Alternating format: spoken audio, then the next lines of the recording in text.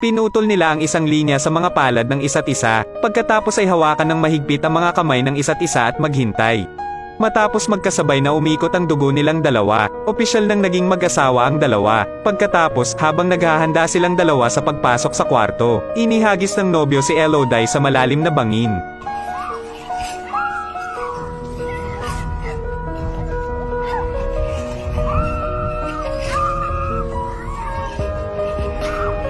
Sa kabutihang palad mayroong isang buffer zone ng mga baging, kaya hindi namatay si Elodie. Pagkatayo ay malakas na tumawag ng saklolo si Elodie. Ngunit ang natanggap ni Elodie bilang kapalit ay malupit na pagwawalang bahala lamang.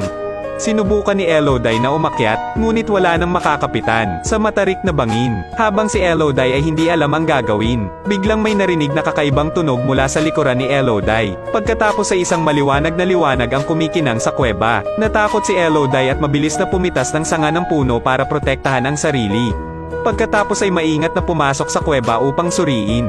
Ngunit pagkalabas ng kuweba, nakatuklas lang ng liwanag si Elodie, galing sa nasusunog na ibon. Mabilis na lumapit ang mabait na babae na si Elodie, gumamit ng buhangin upang mapatay ang apoy. Ngunit hindi pa rin nakaligtas ang ibon. Gayunpaman, habang naghahanda si Elodie na ilibing ang ibon, biglang may nakakatakot na tunog na nagmumula sa harapan.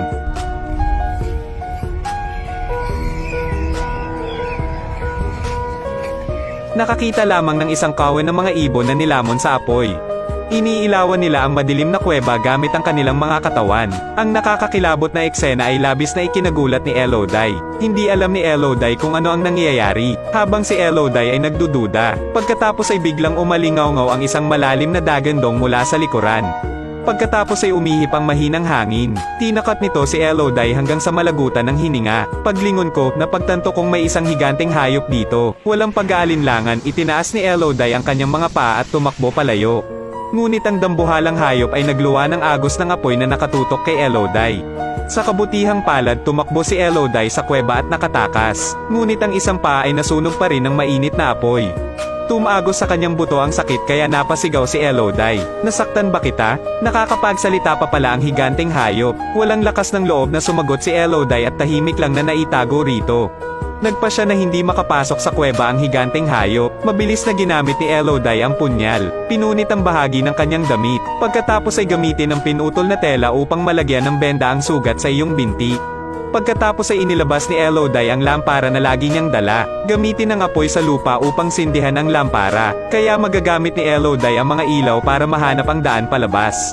Hindi nang ahas si Elodie na umalis sa kuweba. Agad na sinundan ni Elodie ang makipot na daan sa kuweba, at galugarin ang paligid. Dahil dito, hindi sinasadyang nahulog siya sa isa pang kuweba. Napula din ang apoy sa mga ilaw. Pagkatapos tumayo, nakita ni Elodie ang isang flash ng asul na liwanag, nanggagaling sa pader na hindi kalayuan.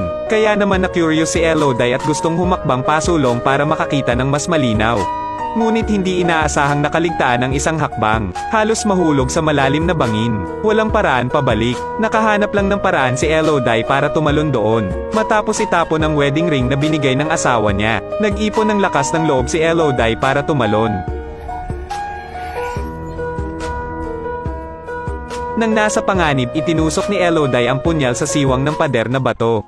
Dahil doon, maswerte siyang nakatakas sa kamatayan. Tapos unti-unting umakyat si Elodie. Sa wakas ay umakyat ng may tiyaga. Pagkasakay ni Elodie ay may nadiskubreng ilaw sa dingding. Lahat ay ibinubuga ng isang uri ng insektong Elodine. Hindi pa nakikita ang eksenang ito, dahilan para pansamantalang makalimutan ni Elodie ang sitwasyon niya ngayon. Pagkatapos ay inilagay ni Elodie ang isang berdeng alitaptap sa kanyang palad. Pagtingin ko sa paligid, may bigla akong naalala, kaya tinanggal ni Elodie ang manggas sa kanyang balikat. Pagkatapos ay kumuha siya ng ilang berdeng alitaptap at inilagay sa kanyang manggas. Kaya, ang isang simpleng lampara ay nakumpleto. Habang papaalis, nakatuklas si Elodie ng pinagmumulan ng tubig. Ngunit ang tubig ay nadamhan ng putik, kaya napangat ng ulo si Elodie. Maghanda upang pawiin ang iyong uhaw sa pamamagitan ng mga patak ng tubig. Ngunit biglang lumitaw ang isang higanteng itim na anino.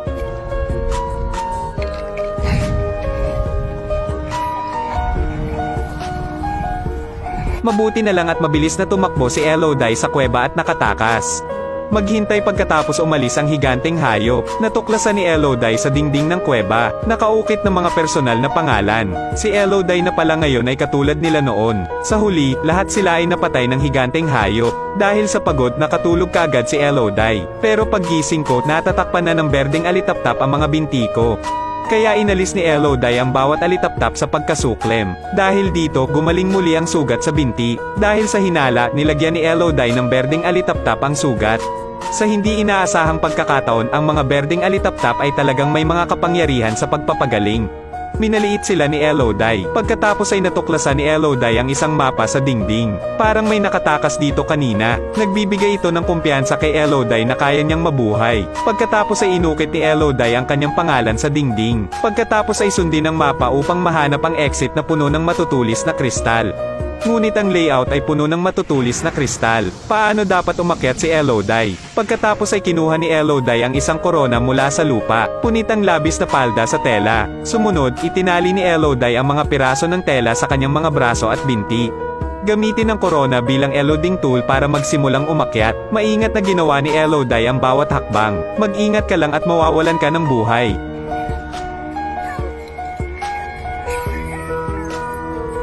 Buti na lang may matinding pagnanais na mabuhay. Narating ni Elodie ang tuktok, napakalapit ng labasan. Dahilan para makita agad ni Elodie ang pag-asa. Ngunit hindi yun inaasahan ni Elodie. Ang labasan ay nasa isang bangin.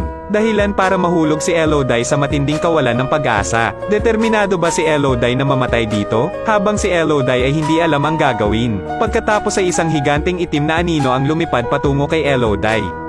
Noon lang malinaw na nakita ni Elodie. Ang higanteng hayop ay lumabas na isang masamang dragon. Habang naghahanda ang masamang dragon na sunugin si Elodie para maging abo. Biglang umalingaw-ngaw ang boses ng isang lalaki mula sa paanan ng bundok.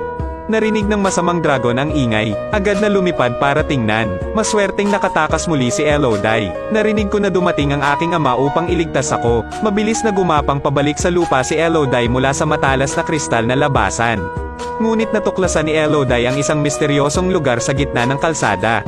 Dito ay natatakpan ng gintong alahas, at naroon din ang mga katawan ng tatlong batang dragon. Nagpapaisip si Elodie ng isang alamat, lumalabas na maraming taon na ang nakalipas. Dinala ng hari ang kanyang mga kawal sa kuwebang ito. Aksidenteng nadiskubre ang tatlong bagong hatch na baby dragon, kaya inutusan ng hari ang kanyang mga nasasakupan na patayin ang tatlong batang dragon.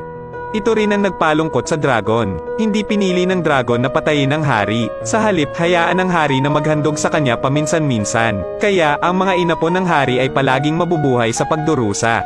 Para maiwasang maputol ang royal bloodline, ang maharlikang pamilya ay gumawa ng paraan upang mag-asawa. Sa ganitong paraan, maaaring gamitin ng ibang tao upang palitan ang maharlikang pamilya upang mag-alay ng mga sakripisyo.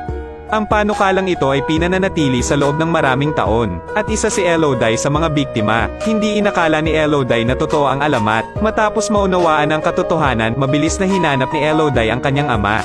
Ngunit ang kanyang ama at mga nasasakupan ay pinatay ng masamang dragon. Walang oras para malungkot. Mabilis na sinundan ni Elodie ang lubid at naghanda sa pagtakas. Ngunit bumulaga pa rin sa dragon ang tunog.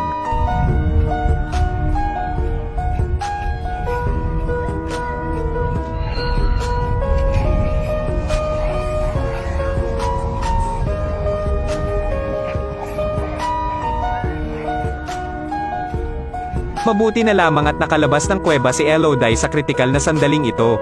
Saka sumakay si Elodie sa puting kabayo ng kanyang ama, at nagsimulang tumakbo palayo. Pagkatapos nang dumating ang masamang dragon, hinabol niya siya. Desididong bumaba si Elodie at nagtago sa kuweba. Hindi mahanap si Elodie ang sobrang galit na masamang dragon. Patuloy itong nagbubuga ng apoy sa lahat ng dako. Hindi nagtagal ang buong lambak ay naging bulkan. Nakita iyon ng reyna at agad na napagtanto na may mali. Kaya pinamunuan niya ang isang tao upang arestuhin ang kapatid ni Elodie.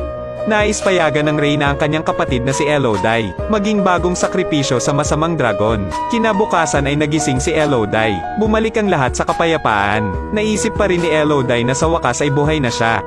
Ngunit ngayon ay nakita ni Elodie ang kanyang ina na nakasakay sa kalsada. Natuwa si nanay nang malaman niyang buhay pa si Elodie. Ngunit sinabi rin sa kanya ng kanyang ina ang masamang balita na kinuha ang kanyang kapatid na si Elodie. Alam niyang nasa panganib ang kanyang kapatid. Nagpa siya si Elodie na bumalik upang iligtas. Pagdating niya, napagtanto ni Elodie na huli na siya, para iligtas ang kanyang kapatid na babae. Agad na binitawan ni Elodie ang lubad sa tulay. Saka bumalik sa kuweba ng walang pag-aalinlangan. Dahil pamilyar si Elodie sa daan sa kuweba, mabilis na nahanap ni Elodie ang lokasyon ng masamang dragon at ng kanyang kapatid. Pagkatapos ay hinanap ni Elodie ang mga armas, na naiwan ng aking ama at ng mga kawal. Mabilis na gumawa ng timing device. Pagkatapos ng lahat ay handa na, sinimulan ni Elodie ang pagliligtas. Maingat na nagtago si Elodie sa paligid ng dragon. Hinte ang tumunog ang timer. Narinig ng masamang dragon ang tunog at agad na lumipad patungo dito. At sinamantala ni Elodie ang pagkakataong ito para iligtas ang kanyang kapatid. Ngunit kapag hindi pa rin sila nakakatakbo ng 2 hakbang, pagkatapos ay napagtanto ng masamang dragon na siya ay nalinlang at bumalik. Sinabi ni Elodie sa dragon na lahat sila ay biktima. Ang lahat ng ito ay isang maharlikang kasinungalingan. Ngunit hindi yun pinaniwalaan ng masamang dragon, dahil nakakaamoy ito ng royal blood. Muling nasunog si Elodie ng apoy. Nakita ni Little Sister ang eksenang ito. Gusto ko agad ihagis ang espada kay ate. Agad na naabutan ng masamang dragon at nilunod si Elodie sa lupa. Saka ginamit ang kanyang mga kuko para saksakin si Elodie sa tiyan. Naglabas din ng punyal si Elodie at sinaksak sa mata ang dragon. Sinasamantala ang limitadong paningin ng dragon. Desididong sumugod si Elodie. May espada sa kamay. Isang saksak diretso sa tiyan ng masamang dragon. Sila at ako ay hindi magkampi. Hindi pa rin naniwala ang masamang dragon matapos itong marinig. Diretsong ginamit ang mga kuko niya para hawakan ng mahigpit si Elodie. At sinabi niyang naamoy niya ang royalty sa dugo ni Elodie. Pagkatapos ay gumamit ng mapanuksong tono upang galitin ang dragon. Ang hindi matiis na dragon ay nagluwa ng isang pagsabog ng apoy.